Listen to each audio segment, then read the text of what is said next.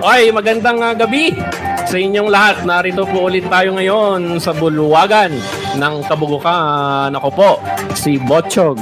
At ako naman, si Junjun. Manatiling itutok para masarap. Oy! Ano ba yan? Tagal yan, paraging ganun ah. Ano ba yan? Oy, manatiling nakatutok pala dahil kami yung maghahatid sa inyo ng mga nagbabagang maubo-ubo at masipon-sipon pa din. Di pala. Then, mga nagbabagang balita pala na magpapabago ng inyong mga pananaw sa buhay. Ito ang The Botchog and Junjun Show News Edition! Sa ulo ng mga mamamasamang sa at matitigas na mga tiyo. Oy! Ano ba yan? Nakakalita!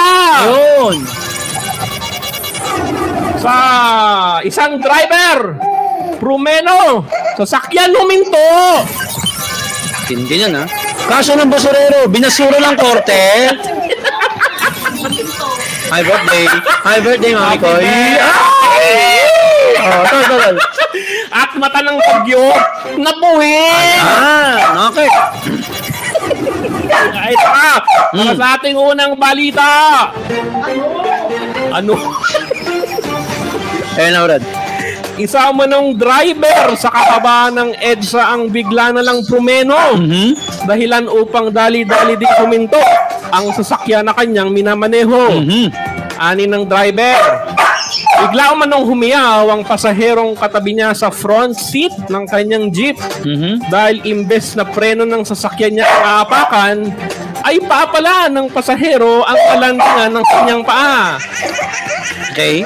Napatausdos tuloy sa sakit ng pasahero kung kaya't nadaganan nito ang preno ng sasakyan. Okay. Dahilan upang ito'y huminto ng bigla. Sa lakas ng impact ng pagkakapreno ay tumaas tuloy ang kanilang audience impact scoring. Ay, na yun, ganun. Okay. Sa mga tao na nakasaksi sa pangyayari. Okay. Dahilan upang sila ay magpalakpakan ng malakas. Accident na. Oo, Diyos ko naman Pilipino talaga. Wala namang nasawi sa insidente, ngunit marami ang tumilapon. At ang isa ay nakalibre pa nga ng pamasahe. Aba? Dahil sa kadahilan ng hindi pa siya nakakabayad sa driver, ay nakababa na agad siya sa nasabing pampasaherong jeepney.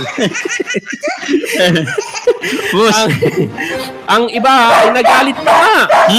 Tulad ng isang mamang banyaga na ito. Pakinggan natin. Ako? Hindi pala ako ready. Leave me there. No, leave me alone. Put me down. When you stole me from the car, I want the car in. Discontinue my relationship with your car. Issue my eviction notice from this vehicle. Manipulate time and space so that I am in my destination. Yun. Ay naka, samantala nakatakda namang magsagawa ng investigasyon ng Senado hinggil sa insidenteng ito.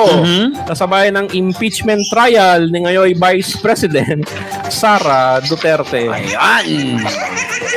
At sa iba ng mga balita, ibinasura ng korte sa Mandaluyong City ang kasong isinampa laban sa isang basurero. Ba? Ba't kaya? Dahil umano sa pamamasok at pagnanakaw nito sa isang tahanan sa barangay Addition Hills. Aba, Addition Hills, ha? Ayon sa Regional RTC Branch 69, talaga 69, ha? Ng nasabing lugar, nabasura ang kaso ng basurero na ito. Yan. Dahil sa kakulangan sa papeles at bond paper sa courtroom. Diyos ko, yun lang. Babaw ng issue. Kung kaya't kung pinagpatuloy pa ito, marami pang papel na nasasayang at mababasura din. Tama naman, Dahil wala namang katatawanan umano, ang naging bintang ng kawawang lalaki. Ayan. Sa kwento na nasabing basurero, ay nag-aakot lamang siya ng lamok at kikiti. Grabe, Sa kwento na, ayan. At kalaunan ay hindi na niya namalayan na nasa loob na pala siya ng kitchen at dining room na nasabing tahanan. Nandun na siya nakapasok siya. Kung saan naghahaponan ang may-ari nito. Yan. Gusto sana ninyang umanong makahuli ng 38.31 piece na lamok. Grabe naman yan. At talagang alam niya kung ilan ha. At kiti-kiti para may ibigay ito sa barangay. Ay, may incentive! Okay. At makalawak sa kampanya nila kontra dengue. Ayun, oh. At makalikaw ng malaking pabuyang mula dito. Ayun. Sa uli ay nagkapatawaran naman na may-ari ng bayan at ang basurero. At nag-desisyon na lamang ang may-ari na alokin na lang siya ng trabaho bilang isang mosquito hunter sa kanyang tahan. Hype na yan, naging mosquito hunter. Okay, next na balita. Ay, naka!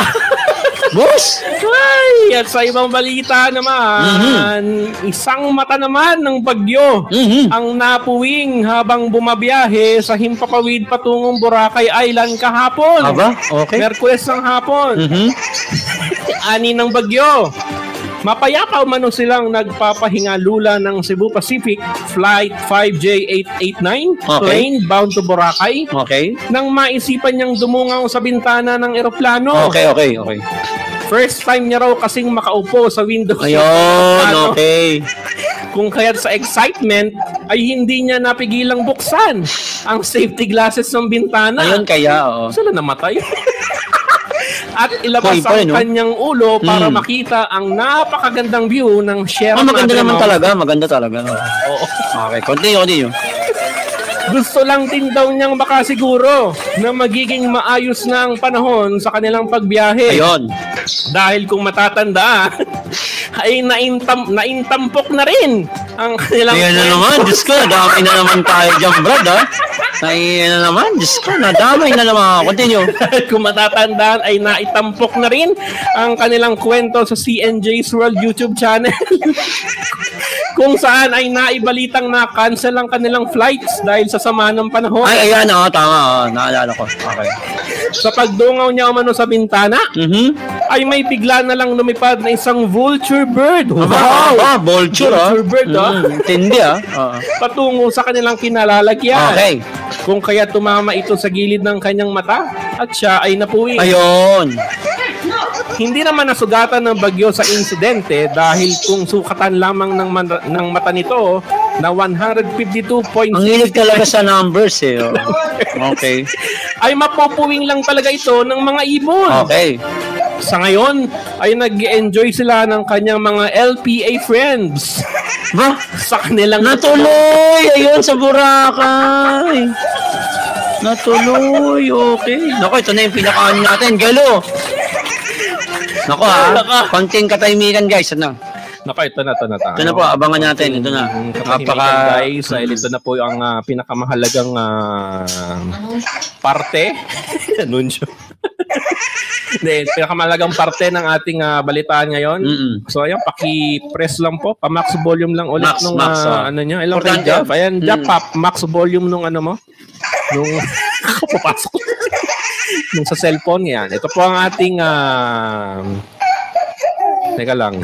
Trivia of the day. Tama ka, Net, ha? Ako nagsabi, ha? Ito, no? Ikaw dapat yun. Ito po ang ating trivia of the day. Tol, hindi yan! Nabato. Hindi yan, Brad. Iba yun, eh. Sorry. Kaibigan ko rin yun, eh. Ito. Ay.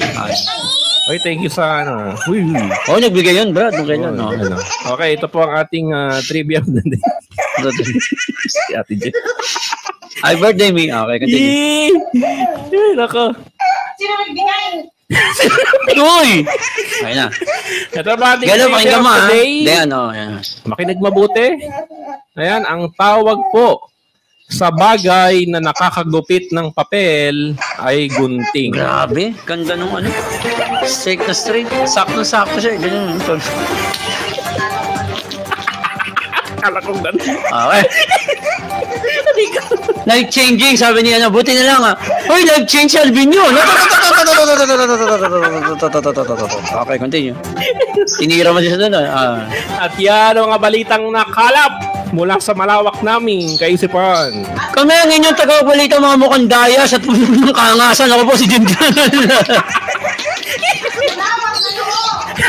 Hoy, sandali! Paalala lamang na maligo araw-araw ng maaga para hindi mag-amoy guwaba. Ako po ang inyong talunan na si Botchog Lusog. Maraming salamat. At ito po muli ang The Botchog and Junjun Show News Edition! Sabi yata sa umak. Sorry. Hindi.